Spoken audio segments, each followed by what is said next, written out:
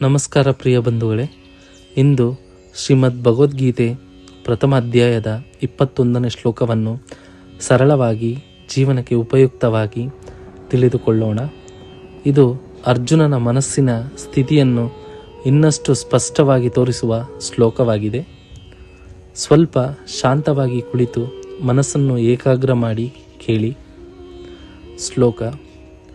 ಅರ್ಜುನ ಉವಾಚ ಸೇನೆಯೋರ್ಭಯೋರ್ಮಧ್ಯೆ ರಥಂ ಸ್ಥಾಪಯ ಮೇ ಅಚ್ಯುತ. ಶ್ಲೋಕದ ಸಂದರ್ಭ. ಈ ಶ್ಲೋಕದಲ್ಲಿ ಮಾತನಾಡುತ್ತಿರುವವರು ಅರ್ಜುನನು ಈಗಾಗಲೇ ಯುದ್ಧ ಭೂಮಿಯನ್ನು ನೋಡಿದ್ದಾನೆ. ಆದರೆ ಅವನ ಮನಸ್ಸಿನಲ್ಲಿ ಇನ್ನೂ ಸ್ಪಷ್ಟತೆ ಬೇಕಾಗಿದೆ.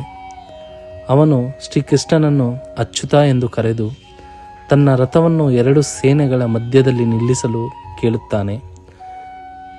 ಇದು ಸಾಧಾರಣ ವಿನಂತಿಯಂತೆ ಕಂಡರೂ ಇದರ ಒಳಗೆ ಆಳವಾದ ಅರ್ಥ ಇದೆ.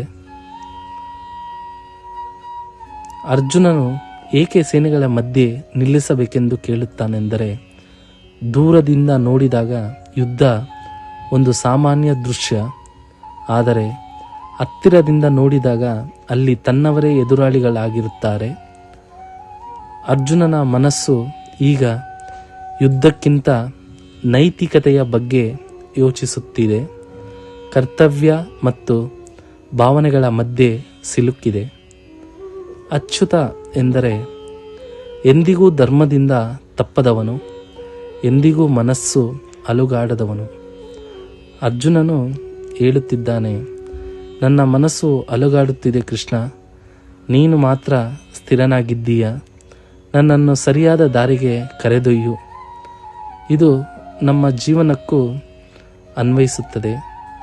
ನಾವು ಕೂಡ ಜೀವನದಲ್ಲಿ ನಿರ್ಧಾರ ತೆಗೆದುಕೊಳ್ಳುವಾಗ ಗೊಂದಲದಲ್ಲಿರುತ್ತೇವೆ. ಭಾವನೆಗಳು ನಮ್ಮನ್ನು ಕಾಡುತ್ತವೆ. ಆ ಸಮಯದಲ್ಲಿ ನಮಗೆ ಬೇಕಾಗಿರುವುದು ಒಬ್ಬ ಅಚ್ಯುತ ಮಾರ್ಗದರ್ಶಿ, ಸ್ಥಿರವಾದ ಬುದ್ಧಿ. ಈ ಶ್ಲೋಕದಿಂದ ಜೀವನಕ್ಕೆ ಸಂದೇಶ ನಮಗೆ ಹೇಳುವುದು, ದೊಡ್ಡ ನಿರ್ಧಾರಗಳ ಮೊದಲು ಪರಿಸ್ಥಿತಿಯನ್ನು ಸ್ಪಷ್ಟವಾಗಿ ನೋಡಿ. ಭಾವನೆಗಳಲ್ಲಿ ಮುಳುಗುವ ಮೊದಲು ಸತ್ಯವನ್ನು ಎದುರಿಸಿ.